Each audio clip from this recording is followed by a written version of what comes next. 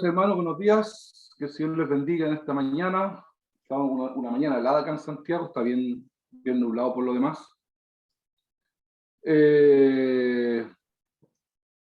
Solamente quiero hablar en esta mañana un tema muy importante, o sea, que siempre es importante los temas que predicamos, ¿cierto? Pero quiero referirme esta mañana cuando el creyente desobedece a Dios conscientemente. La verdad que existe la posibilidad de que uno pueda ser consciente de lo que hace, se puede equivocar. Y para eso vamos a hablar de un ejemplo muy notable que está en nuestra Biblia, que vamos a hablar de Jonás. Sí, Jonás desobedeció a Dios conscientemente, él huye de Jehová. Así que vamos a buscar en nuestras Biblias el primer capítulo 1, del 1 al 17. Y ahí es donde vamos a hablar de nuestra conocida historia de Jonás. Dice así: vino palabra de Jehová a Jonás, hijo de Amitai, diciendo: levántate y ve a Nínive, aquella gran ciudad, y pregona contra ella, porque ha subido su maldad delante de mí. Y Jonás se levantó para huir de la presencia de Jehová a Tarsis, y descendió a Jope, y halló una nave que partía para Tarsis, y pagando su pasaje entró en ella para irse con ellos a Tarsis, lejos de la presencia de Jehová. Pero Jehová hizo levantar un gran viento en el mar, y hubo en el mar una tempestad tan grande que se pensó que se partiría la nave. Los marineros tuvieron miedo y cada uno clamaba a su Dios, y echaron al mar los enseres que había en la nave para descargarla de ellos. Pero Jonás había bajado al interior de la nave y se había echado a dormir. Y el patrón de la nave se acercó y le dijo: ¿qué tienes, dormilón? Levántate y calma a tu Dios. Quizás él tendrá compasión de nosotros y no pereceremos. Y dijeron cada uno a su compañero: venid y echemos suertes para que sepamos por causa de quién nos ha venido este mal. Y echaron suertes, y la suerte cayó sobre Jonás. Entonces le dijeron ellos: decláranos ahora por qué nos ha venido este mal. ¿Qué oficio tienes? ¿Y de dónde vienes? ¿Cuál es tu tierra? ¿Y de qué pueblo eres? Y él le respondió: soy hebreo y temo a Jehová, Dios de los cielos, que hizo el mar y la tierra. Y aquellos hombres temieron sobremanera y le dijeron: ¿por qué has hecho esto? Porque ellos sabían que huía de la presencia de Jehová, pues él se los había declarado. Y le dijeron: ¿qué haremos contigo para que el mar se nos aquiete? Porque el mar se había embravecido más y más. Y él respondió: tomadme y echadme al mar, y el mar se aquietará, porque yo sé que por mi causa ha venido esta gran tempestad sobre vosotros. Y aquellos hombres trabajaron para hacer volver la nave a tierra, mas no pudieron, porque el mar se iba embraveciendo más y más contra ellos. Entonces clamaron a Jehová y dijeron: te rogamos ahora, Jehová, que no perezcamos nosotros por la vida de este hombre, ni ponga sobre nosotros la sangre inocente, porque tú, Jehová, has hecho como has querido. Y tomaron a Jonás y lo echaron al mar, y el mar se aquietó de su furor. Y temieron aquellos hombres a Jehová con gran temor, y ofrecieron sacrificio a Jehová e hicieron votos. Pero Jehová tenía preparado un gran pez que tragase a Jonás, y estuvo Jonás en el vientre del pez 3 días y 3 noches. Perdón. Bueno, no quería estar con nadie. Estaba muy enojado. Lo único que deseaba era dormir y dormir. Con estos síntomas, cualquier psiquiatra podría haber hecho un diagnóstico presuntivo. Jonás nunca había leído el libro que lleva su nombre. Eso lo tenemos claro. Él no sabía lo que iba a suceder. Estoy absolutamente convencido de que si Jonás hubiera sabido que al ser arrojado al agua lo estaría esperando un gran pez con la boca abierta para tragárselo, no hubiera pedido que lo echasen al mar. Este pequeño libro, perdón, está repleto de hechos maravillosos. Comienza diciendo, la palabra del Señor vino a Jonás, hijo de Amitai, diciendo, levántate y ve a Nínive, la gran ciudad, y predica contra ella, porque su maldad ha subido a mi presencia. Jonás odia a la gente de Nínive, eso está claro. Ese pueblo ha atacado a su nación, como buen patriota aborrece a aquellos que invadieron y destruyeron su país. Él no quería ir a Nínive porque se le había antojado, sino que había un sentimiento en contra de la gente de Nínive. Los habitantes de Nínive eran muy crueles. Cometieron atrocidades contra las mujeres y los niños y ancianos de la ciudad de Jonás. Y este no podía olvidar todo lo que ellos habían hecho y escuchado, ¿cierto? Jonás había visto con sus propios ojos el daño de los de Nínive le habían hecho a su pueblo, ¿cierto? Y ahora el Señor le dice a Jonás que vaya a predicar a esa ciudad. El profeta ha quedado como digamos nosotros para adentro, quedó perplejo, traumatizado. ¿Cómo voy a ir a predicar a la gente que nos ha hecho tanto daño? Y lo que Jonás deseaba era que Dios castigue y lo destruya al pueblo de Nínive. No quiere darle la posibilidad de que se arrepientan y que Dios los deje sin castigo. Para nosotros quizás sea difícil entender la situación. Les voy a poner un ejemplo, más o menos para poner en acuerdo con lo que pasó Jonás con Nínive. Imagínense que en el año 1946, después de la Segunda Guerra Mundial, le hubiésemos pedido a los judíos, a todos los judíos esparcidos por el mundo, una colecta para ayudar a los nazis, que en los campos de concentración torturaron y mataron a sus familias. Ese es el parangón. Ese es lo que más o menos se parece para traerlo más o menos los tiempos de nuestra época, entre comillas, porque en 1946. Pero así de terrible tuvo que haber sido para Jonás. Jonás es un hombre que está lleno de prejuicios y no sabe que Dios rebosa de amor y compasión, a pesar de lo que había pasado. Jonás odia a la gente de Nínive. Han transcurrido 2700 años y quizá un poco más desde la historia de Jonás, y las cosas no han cambiado mucho, porque los sentimientos entre los habitantes de esa región del planeta siguen siendo tensos, igual. No ha cambiado. Jonás entonces, ante tal situación, decide huir de la presencia de Dios. Cree que si se aleja lo suficiente, Dios no va a poder encontrarlo. Es así que decide huir hacia Tarsis. A veces los cristianos o los jóvenes que han conocido el Evangelio quieren huir, pero no saben que el Señor los alcanzará de la misma manera que lo hizo con Jonás. ¿Y cuántas veces nosotros como el profeta hemos sido heridos y actuamos como queriendo huir de Dios? ¿Cuántas veces nosotros nos sentimos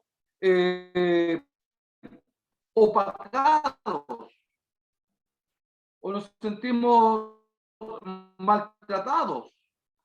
¿Cuántas veces queremos ir a ese lugar y nos relatan lo que había en Tarsis?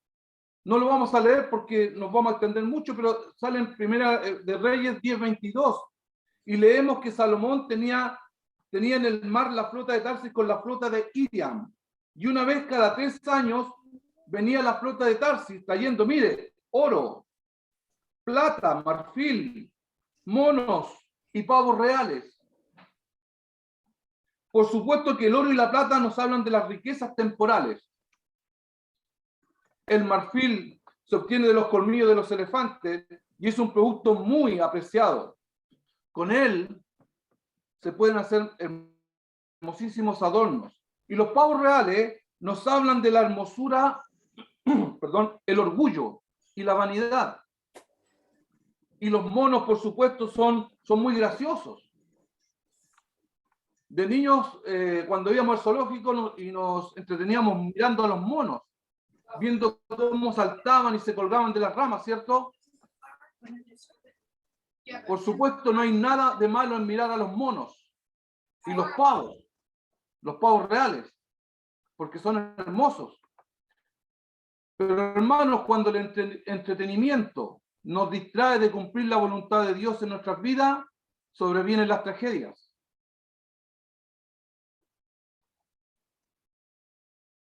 Cuando aquel profeta es enviado a Dios, por Dios, a predicar un mensaje, él prefiere ir a la ciudad de los monos y los pavos reales.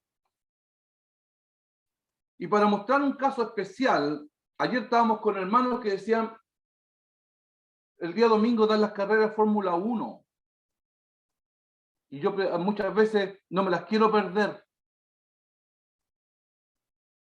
¿Cuántos hermanos cuando juega el Colo-Colo, cuando juega la U, no se congrega? Prefieren ir al estadio.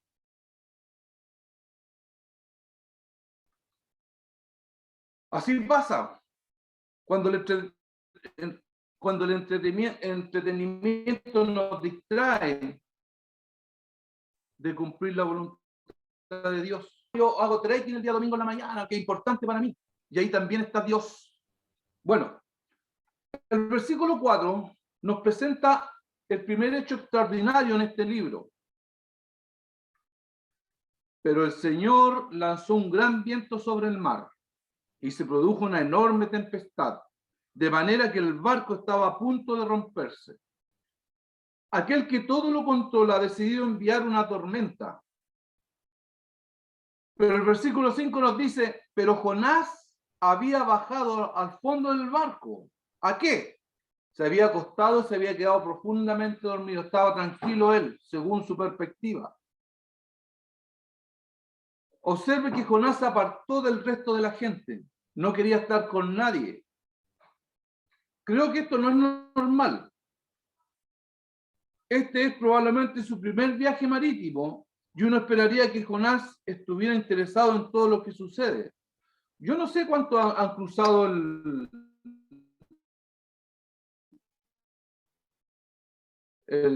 tramo corto de andar en barco, pero es hermoso. ¿Qué hace uno?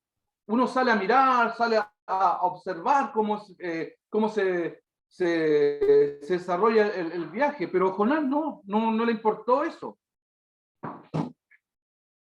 El hecho de que Jonás se haya apartado de la gente y se haya echado a dormir no es normal.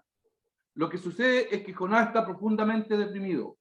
El aislamiento y el sueño excesivo son síntomas muy frecuentes de una depresión. En el versículo 6 se nos relata que el capitán se acerca a Jonás y le dice con voz prepotente, básicamente, ¿qué te pasa, dormilón?, le dice. Me imagino a Jonás medio dormido, abre sus ojos y se masajea la cara con la mano y responde, a mí no me pasa nada. Estaba tomando una siesta, dijo. Y la voz autoritaria del capitán, ahora enojado, le vuelve a escuchar, levántate e invoca a tu Dios. Quizás Él se fije en nosotros y no perezcamos. Y aquí hay un hecho importante, hermanos. Qué triste es cuando una persona que no conoce a Dios nos amonesta a un creyente porque no ora. Las personas nos observan y esperan ciertas conductas de quienes profesamos la fe.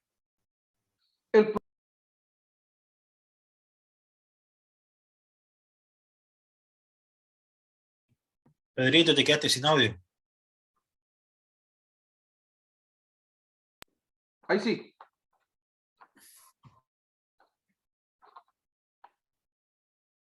El profeta de Dios decía, debería ser quien exhorta a los demás a elevar su oración a Dios. Nosotros deberíamos ser los que diéramos la iniciativa para esta acción. Es una oportunidad de dar testimonio al capitán y a toda la tripulación de que hay un Dios.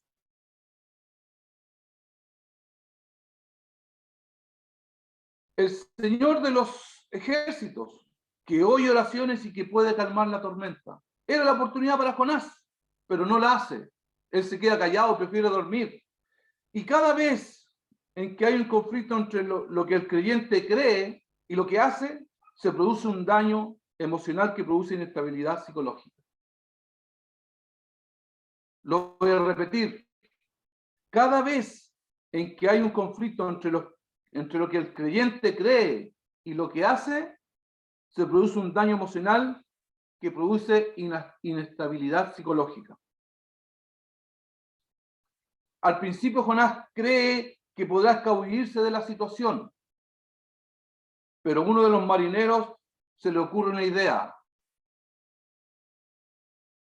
Dice, venid y echemos suerte para saber por culpa de quién nos ha sobrevenido este mal. Era cosa de suerte. Y aquí tenemos otro hecho excepcional. No sabemos cuántos pasajeros habían en la tripulación, pero eso no es importante. Echaron suerte y la suerte cayó sobre Jonás. Mira, qué suerte, qué suerte. La suerte cayó sobre Jonás en Jonás 1:7, cayó sobre él. Y nosotros ignoramos el procedimiento, cómo era la forma de ver, echar la suerte, ¿cierto? Pero en la marinería antigua, el procedimiento era muy simple, muy sencillo. Consistía en ver quién sacaba de una bolsa un poroto oscuro. Imagínense una bolsita con porotos, todos claros, pero uno oscuro solamente. De haberse usado ese procedimiento, es decir, sacar el porotito más oscuro, Jonás no disimularía su fastidio cada vez que la mano de un tripulante mostraba un poroto blanco. Imagínense que todos están sacando y todos están sacando el blanco y a nadie le sale el poroto negro. Me imagino a Jonás de pronto se pone pálido, como un muerto, porque a él le toca el único poroto de color oscuro. La suerte no lo estaba acompañando. Aquellos hombres recios lo miraron con los ojos llenos de ira y le dicen, tú eres el culpable de nuestra vida, porque nuestra vida está en peligro por tu causa. Y luego viene ese interrogatorio. Decláranos por qué nos ha sobrevenido este mal. ¿Qué oficio tienes? ¿Y de dónde vienes? ¿Cuál es tu país? ¿Y de qué pueblo eres? Todo eso se vino en un par de segundos. Todo eso venía sobre Jonás. Jonás dice la verdad y da una respuesta detallada, hermanos. Dice, soy hebreo, temo al Señor, Dios de los cielos, que hizo el mar y la tierra. Y aquellos hombres temieron muchísimo y le preguntaron de nuevo, ¿y por qué has hecho esto? Pues entendieron que huía de la presencia del Señor, ya que Él se los había declarado. ¿Por qué hiciste esto? ¿Por qué te arrancaste de tu Señor? El interrogatorio de los marineros es completamente lógico. Por el momento que estaban pasando, su barco se podía destruir por la tormenta. Y si dices que tu Dios hizo el mar, ¿cómo podías pretender escapar por mar? La respuesta de Jonás, en cambio, es incongruente. Soy hebreo y temo a Dios. Y aquí viene una reflexión para nosotros. Dice, ¿cómo es posible decir que teme a Dios si lo está desobedeciendo? ¿Cómo es posible que nosotros decimos, soy cristiano y no hago lo que Cristo me dice?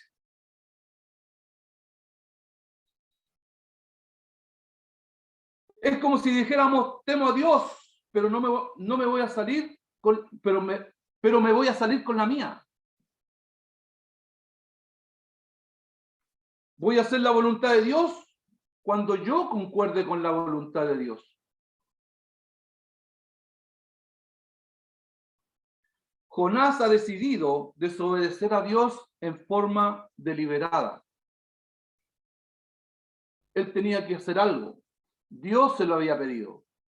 Sin embargo, él se rehusó, por los motivos que hayan sido. ¿Cuántas lágrimas han provocado aquellos que hacen lo que está mal, sabiendo que está mal y sin embargo siguen adelante y lo siguen haciendo? En el versículo 11 leemos, y le preguntaron, ¿qué haremos contigo para que el mar se calme? Y es en ese momento cuando Jonás pierde la oportunidad de que el libro que lleva su nombre tenga un solo capítulo, en vez de 4. ¿Qué hubiera sucedido si en ese instante Jonás hubiera caído de rodillas y hubiera clamado a Dios pidiendo perdón por su rebelión?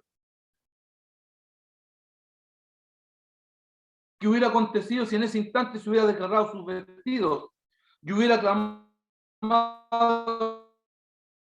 arrepentido por la misericordia y el perdón de Dios?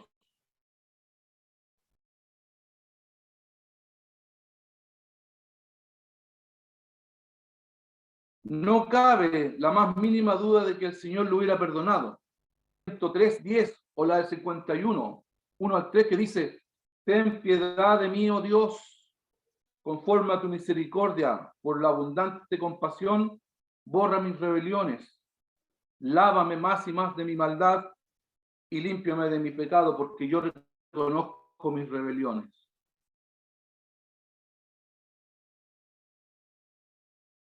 Pero no,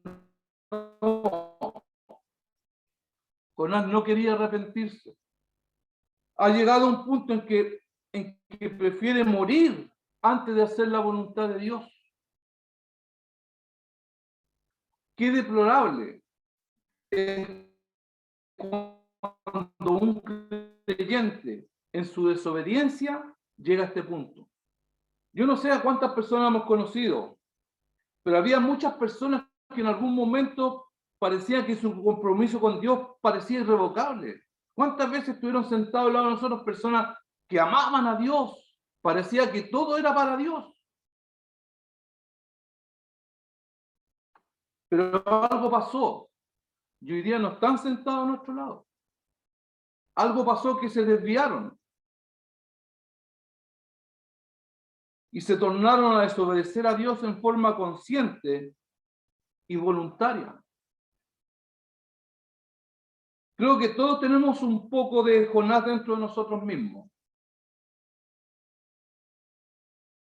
El apóstol Pablo lo reconoce al decir en Romanos 7:18, dice, yo sé que en mí, a saber, en mi carne, no mora el bien. Porque el querer el bien está en mí, pero no el hacerlo.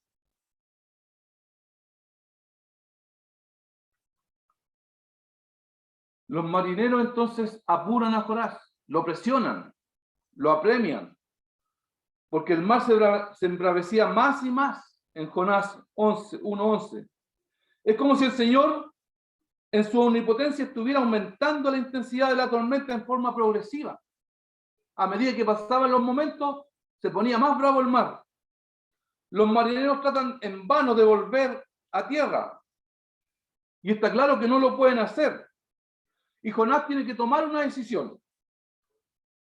Arrepentirse y pedir perdón a Dios o persistir en su decisión de huir de él. Y esto es lo que finalmente hace. Dice Jonás, levantadme y echadme al mar y se os calmará, pues yo sé que por mi causa os ha sobrevenido esta gran tempestad. Jonás, hermanos, prefiere la muerte antes que arrepentirse y hacer la voluntad de Dios. ¿Por qué no se tira el mismo? ¿Por qué él mismo no se tira al agua si sabe que es la solución? Quizás no tenga suficiente voluntad para hacerlo. Creo que la respuesta que Jonás expresa su deseo de morir en vez de hacer la voluntad de Dios. Está pidiendo que le ayuden a acabar con su vida. Y eso se llama suicidio. Él quiere quitarse la vida, pero no tiene la fuerza para hacerlo por sí solo. Jonás cree que si lo echan al agua, en pocos minutos estará muerto y se habrán terminado todos sus problemas. Pero hermanos, el suicidio nunca es la solución a ningún problema.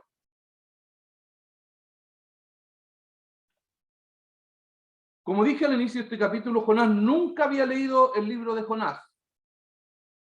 Y si esto parece obvio, lo que quiero enfatizar es que él ignoraba lo que iba a suceder.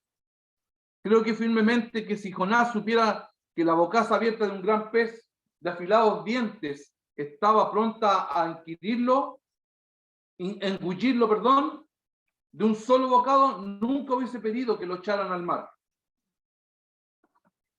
Y la narración continúa en el versículo 14, dice, entonces clamaron al Señor diciendo, oh Señor, por favor, que no perezcamos nosotros por la vida de este hombre. No nos hagas responsables de la sangre inocente, porque tú, oh Señor, has hecho como has querido. Sin duda, estos toscos lobos de mar comprenden las implicaciones morales de lo que están por hacer y no quieren asumir la responsabilidad de participar en la muerte de un ser humano. Después de todo, Jonás había pagado su pasaje para que lo llevaran a destino y no para ser arrojado al mar. ¿Cómo es posible que Jonás crea que su Dios no lo va a perdonar? ¿Cómo es posible que no considere la posibilidad de arrepentirse? Pero Jonás prefiere la muerte antes que hacer la voluntad de Dios, con la cual discrepa.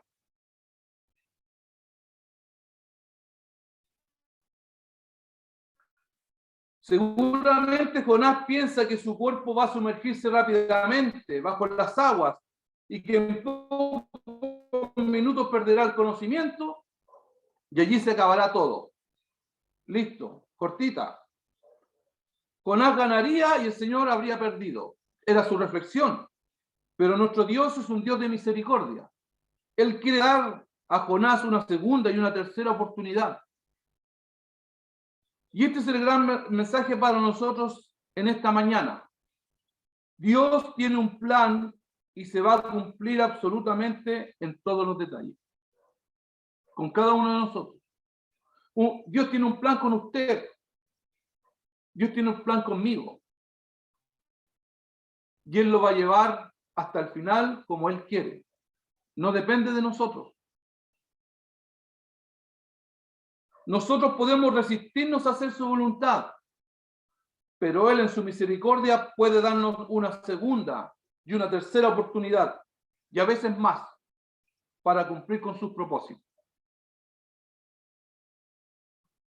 Dice el versículo 15, entonces levantaron a Jonás y lo echaron al mar, y el mar cesó de su furia.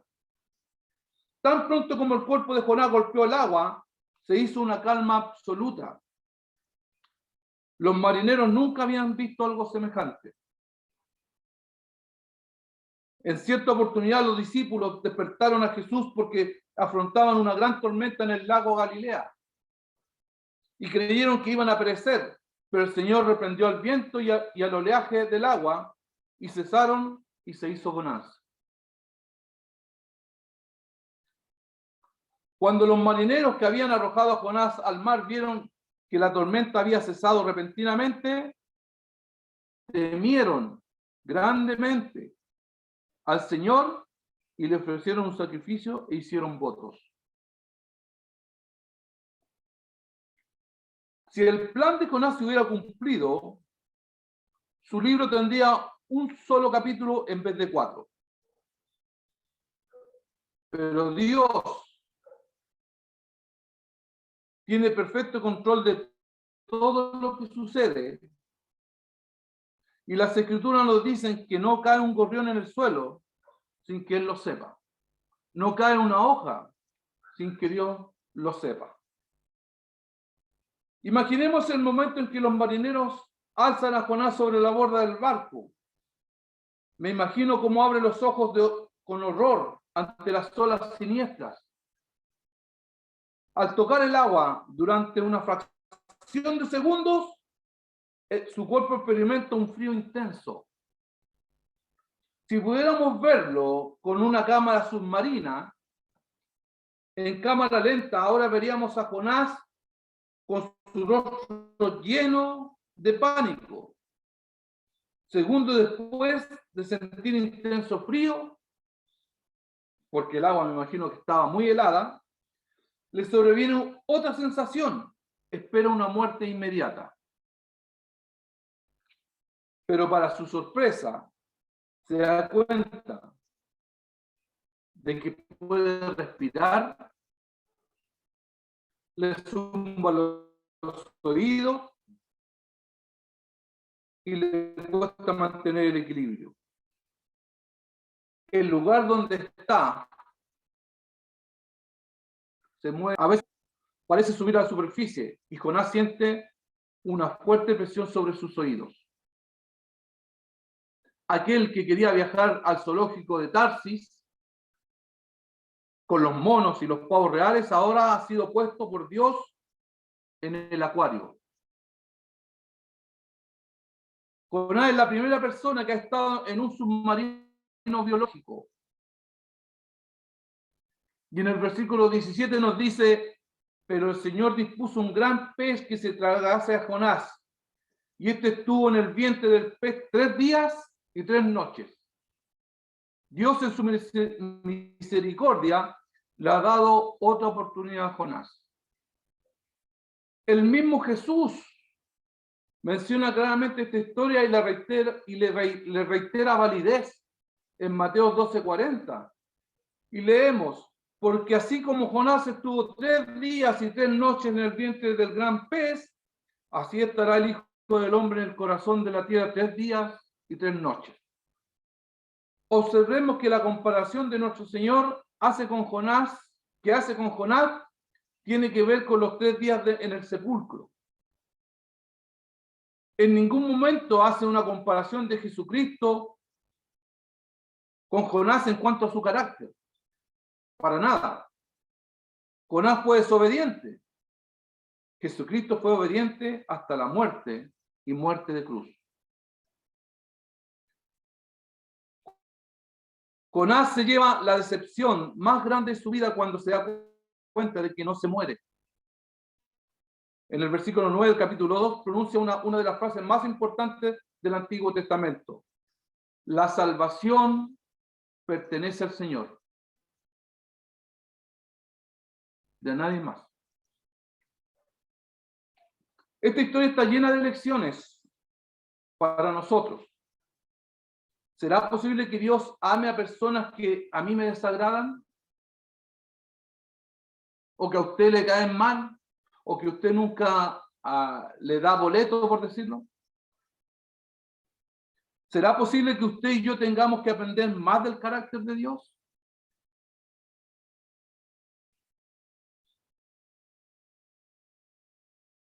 Los lugares mencionados en esta historia pueden ubicarse sin mayores inconvenientes. Tarsis probablemente corresponde a la antigua Tartesia, en el sur de España, cerca de Cádiz. Y Nínive estaba situada frente de donde hoy está la ciudad de Mosul, en Irak. Y Dios obró en lugares reales y se nos presenta como aquel que tiene perfecto control de la naturaleza. Él puede controlar el viento y su intensidad progresiva. Puede enviar un pez de un tamaño especial y apropiado a cierto lugar para tragar a un hombre sin destruirlo.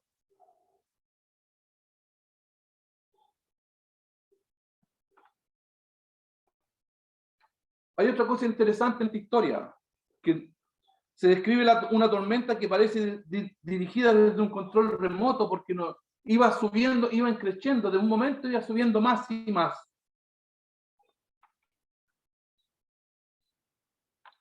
Podemos inferir también en que el barco estuvo a punto de quebrarse, pero no se rompió.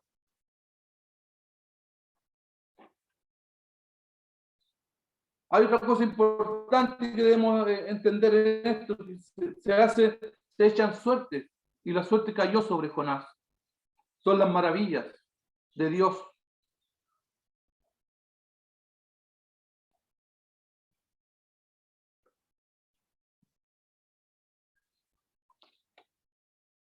Se puede observar tres etapas definidas en cuanto a Jonás. En primer lugar, desobedece el claro mandato que Dios le ha hecho.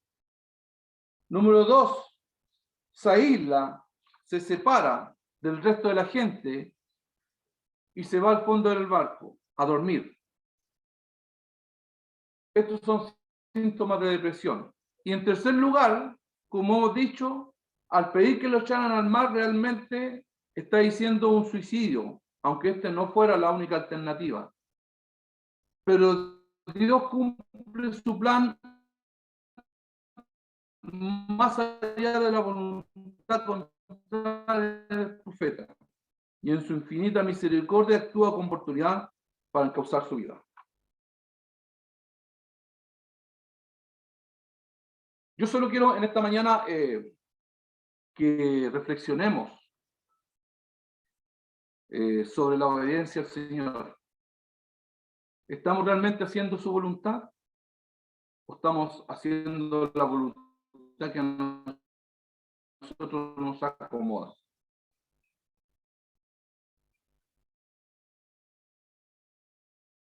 Debemos recordar que el Señor es misericordioso para con nosotros y nos va a dar una y otra oportunidad para que cumplamos el plan que está escrito.